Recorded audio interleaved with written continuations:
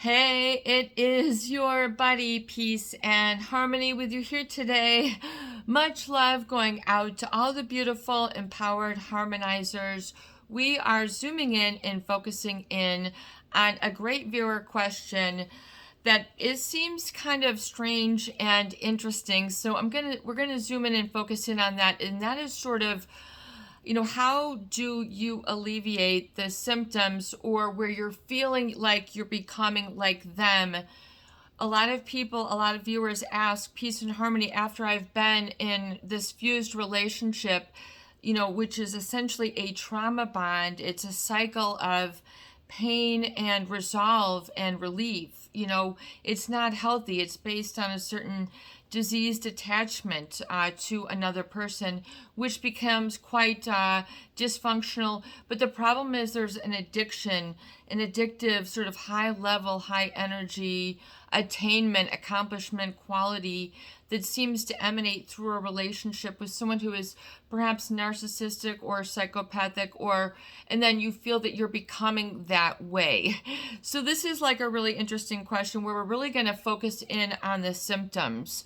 In other words, what you're going through and what does it really mean, and what does it go to create blocks, or where you feel stuck or down, moody or depressed, or really where you're shutting down and essentially recovering, because there's certainly an anticlimactic, a natural anticlimactic experience that the body plunges itself into. And if you are not mindful and aware, it'll catch you off guard. You'll if you find yourself quote unquote becoming like the narcissist or the psychopath, in other words, lowering your standards for how you behave or treat people, lowering your boundaries to how you treat people or yourself, including what becomes a deficit of self-love. Jessica Simpson in the news recently, about a month and a half ago, where she was like, I was so, Jessica Simpson, of course, the beautiful billionaire. I think she's a billionaire right now, for all sorts of reasons. But, she, there was a picture of her on Instagram, which I do not follow, but which made the news. And she was basically too drunk, too intoxicated, too checked out, too much on a substance to dress her toddlers in up for Halloween, and there's a picture of her, hardly able to get up off the couch. And I guess she was having, I didn't read all the story, but she said, I was not loving myself then. In other words, she recognized there was something that she was doing, and it's an anticlimactic. In other words, where you succumb, your body automatically succumbs to something when you feel like you're becoming something that you do not want to be, or is tugging and gnawing at you, yet you're not able to really sort of process it, and instead you develop these sort of unself-loving or unbecoming or unfavorable treatment of others. You catch yourself feeling agitated. I should be better than this. I should be above that. I should be healed from this now. Might be sort of running through your mind. I shouldn't have to be dealing with this. Why am I so moody? Why do I feel so unfulfilled? And why, and it's a lot of it is because you've been emerged and submerged and taken certain things for so long and not been aware of the distinction of your own value, your own needs, sort of your own body crying out, instead that of other people. Particularly if you're around a narcissist or a psychopath, they will monopolize your psychic energy space, your etheric energy, your emotional energy, which is your energy in motion, which is your feelings. It evades, it starts to be all, it takes sort of control and seizes you being feelings and sort of runs wild with it according to their needs, and you're not able to sort of think. The thought process is kind of switched off. In other words, there's a gleeful time with them. There's the feeling of attraction and accomplishment, achievement. Oh my God, they are finally happy. We don't have this and this issue. Or they finally, seem to look at me as a whole person. In other words, they're not chopping me up to bits and pieces and saying, oh, you did so well this, your shoes that. In other words, you feel that they energetically have accepted you, embraced you, and loved you, and you're sort of on the same page, and you've been mindful all the while, so you don't slip out of character, slip out of your shell, lose a gasket, blow whatever, blow your lid, and find that you're doing rash things, being very impulsive. And people, really, because if you look at a lot of the narcissist traits, a lot of people have a fear that undergirds the relationship, I would say. And then this fear, I would say, is what is unhealthy, because then people get used to, addicted, or feeling that is a normal for them to sort of always feel like, am I not good enough? Did I not get their attention? Did I get their eye? There's a feeling of having to be approved and a striving for this. Even though that should be internal within you, it gets externalized and placed as a locus of control, as we say in psychology, outside of you.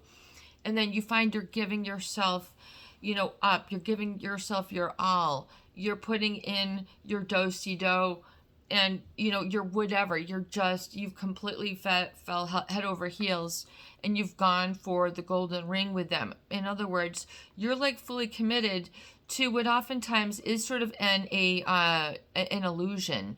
The narcissist or psychopath will string you along for that illusion, but they want to escape stage left before you really get a glimpse of who they are. So they're very slithery, slimy. You feel like you can't quite get them or get a hold of them, and this mystery is charming and alluring because you always want what you can't have, and they sort of play you on that. They play people knowing this, and that's what makes it so sabotaging, is that the narcissist kind of sees and knows the harm that's inflicted. In other words, they know that they don't have the security within. They don't have the true sense of control within. They live by a fear, which on this outside, it always looks, can be very well polished, very well accomplished, very wealthy, have awards, a big, huge mansion, a set of cars, whatever, so they can have all these accolades, but yet, the private person within sometimes disconnects from this or disowns it. And that's a very narcissistic thing. So to be they need that outside validation, and yet they don't sort of have that sort of baseline of being able to be without fear, and that be enough, and that to be okay, and then function from that well-oiled place that is really a lot. That is the fantasy. I mean, if you can be out of that, but people who have been traumatized get used to this sort of really tight feeling in relationships, and it's like the old hold on loosely, and don't let go. In other words, they can become very possessive, but they project it onto you, and there becomes a gaslighting, meaning you own inadequacies that are not true. So they create, like our viewer said, a self-consciousness in others, a uncomfortable, awkward self-awareness, as if you're always looking to see if there's a fly on your shoulder. Is there a fly in the Vaseline?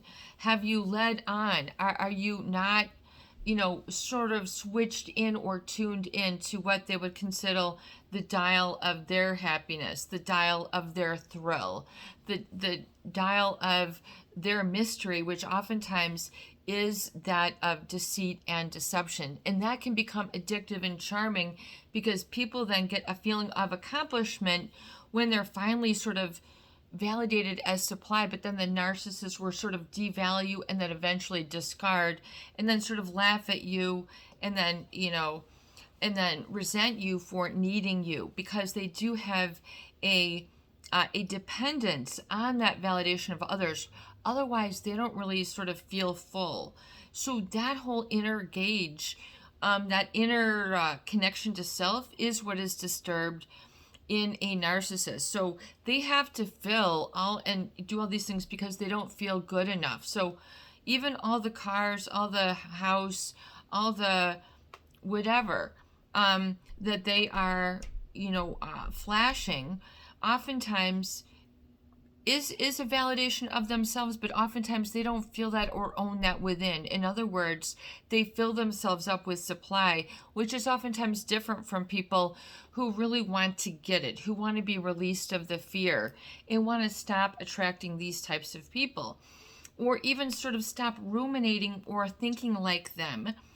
Because really that is one of the healing really keys, is that you need to understand the distinction of their thought process and define how it's distinct and separate from true reality, not being brainwashed and sort of having an undergirding feeling of contentment and happiness, which is really all about acceptance and absence of fear. And it's not minimizing yourself in the process. You see, the narcissist, they inflict all these wounds, cuts, lacerations, and outcries, you're not enough, and the judgment stick that they will always whack you with. I mean, they will whack you up pretty good, and then you'll be feeling, well, how do I placate sort of and get them happy again? How do I placate their moodiness, their erratic behavior, meaning where they're impulsive and then they say erratic things and there's no finishing of sentences oftentimes. It's so chaotic and hectic. And what if this becomes your family member or someone that you live far away from, or even someone who has passed long ago who was laden with this type of relationship, or you just don't have the closure? Realize that part of the healing really comes from a certain mindset of an energetic awareness, meaning realizing the manipulation that is part of the insecurity or attachment deficit of the narcissist. So their need to really be sort of possessive, control others, be manipulative, sort of always pull the outcome and sort of, overrun yours, overcharge yours, just kind of like a jolt. They will sort of jump on you, which is the root word of assail. So they sort of energetically jump on you. So we're talking about the etheric energy field when it comes to healing, and why and how why is this so elusive, and why do people become so blind to the traps? And a lot of it really is because of the energetic blocks or resistance that people have now internalized because of the deficit of validation and allowing yourself to be validated for a real, like, I own this within yourself spot. In other words, do you have a real mentor? Do you have the guidance? Do you have that feeling of nurturing with you? That sort of that inner child, or we're meeting yourself wherever you are at, is where the narcissist does not meet you. They do not meet you where you're at. They meet you where they want you to be. And then if you can always be where they want you to be, this is what becomes exhausting. And you're never there for yourself. People feel that they don't belong. The Beatles' whole situation right now, Get Back. Oh my God, if I watch that, I might not, I don't know, because that, whatever it is that's streaming on Disney Plus with the Beatles writing their music, okay, just seeing them creating and crafting, which is a musical genius, whether you're into them or not. But if you just understand the Beatles, which of course were international, and just the words get back to where you once belong. So those words, and then he goes Jojo, and then la la la. So get back. So take a step back. The narcissist always makes you feel like you must jump. Jump when I say jump. They will jump on you energetically.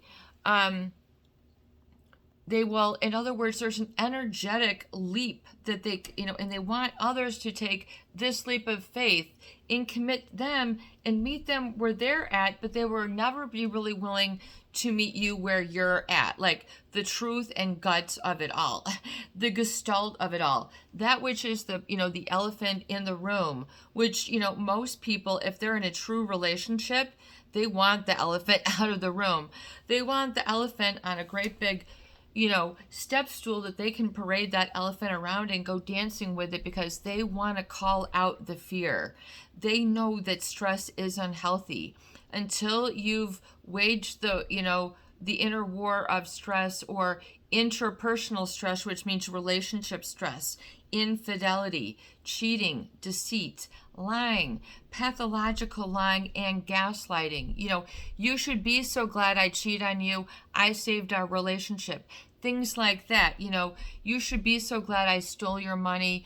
I put together our family. You should be so glad, in other words, you should be so glad that I whipped you so hard, because now you can really focus. And then it confuses you, and it creates this delusion of negative self awareness, which is self consciousness, which needs to be removed. You need to live without that. Period. End of story. The narcissists are always, aware, or this, they're always personality shifting and painting a picture so as to, depending on their level, very professional psychopaths can change personas very quickly. I mean, you can literally see them going from one type of individual, like a priest, which has a certain aura, energetic, to something completely different, like a football coach, and then really muscular, and then their whole, physical body changes, their whole demeanor, their facial structures, their energetic field. You see, they have something within them that is different than the norm. So, especially when we're talking about the psychopath, their emotions are kind of like black and white, which is like rage and desire, which incorporates a lot in sort of anger or rage. It's like lust, and then everything that streams down from that, and rage, which everything streams down from that. So it's like two big clouds. You've got the desire, cloud, which is like aggression, desire, lust, jumping on you, painting, certain pictures and getting ahead in companies while no one's looking. Oh, I borrowed the keys for this. I changed the bank account for that. Oh, don't worry, everything has been set up for the job. I mean, they will leap over boundaries, which are even sort of set in stone, set in red tape, that they're like, yeah, I took care of it. Or you'll see them where they don't belong, And so, like the Beatles song, get back to where you once belong. This is just what I'm thinking here on the cuff here. But in other words, you have to get back. In other words, take a step back and then own your space and be willing to claim something, like you are a first-time settler on new ground. Literally, as if when you wake up, your toe hits the very first blade of grass. In other words, you have to take a step back and look at the newness of the nowness of your being, which the narcissist or psychopath wants you to be unplugged from, disheveled from, unable to recognize, unable to claim, unable to make sense of, unable to facilitate the functioning and desire and like the satisfaction and fulfillment of normal communication, being on the same page, having the same terms, like love means this and commitment means that, when it means that I got this, but on the side I got this. And then, they end up having this wall and living double, triple lives. And then people, are very, very brainwashed. And they are severed. They are completely dissociated. They are taught to dissociate with their normal, natural desires. I want a hug. I want eye contact. I want validation. Yeah, high five. You did good on that. Or no, don't do that. Don't hang out with that crowd. Like whatever it is, or we're married now. Let's do this. Like, let's get this membership and like, let's not waste our money over here. Or like, let's work on this spiritual goal rather than staying out all night. Or like, let's do this cute, more detox, or like, find out how can I contribute to something that I really want, that's really been yearning at me, versus like throwing it all away and always blocking myself. See, the narcissist will be more than happy for you to put them first, and you should be second, third. I mean, you should be jumping for joy if you're 25th when you're around them long enough. I mean, it's literally like take a number and be glad that you are at least in line to, they will create that sort of desire, charm, in other words, singularity about them, that nothing else is like them, can be replaced, and they want you to be forever not knowing, grasping, and sort of, just sort of in that non-fulfilled state, and then wanting more. Hey, great, it's okay to want more, but for them to know and to set you up that you will never be satisfied, but acting like, but I'm the only one who can satisfy you, it creates a real cognitive dissonance. And then people cannot then see, own, and claim their own needs, their own I am. And they cannot find closure from this type of relationship, namely, because they have been taught that that their primary sort of love interest relationship should be structured in such a way that completely hollows out one's sense of self to the proclaim of another, which is sort of a imperfect image of what you should be pining for or being able to connect to, because they cannot connect to you in an open, honest, and truthful sort of manner that is sort of at level. In other words, they are always trying to impress. At a certain point, you have to get raw, you have to get real, you have to live off the cuff, you have to be spontaneous, you have to grow together. You can't keeping it alive, keeping it in a box, keeping it in the trunk, keeping it in the back door, or in the newspaper wound up,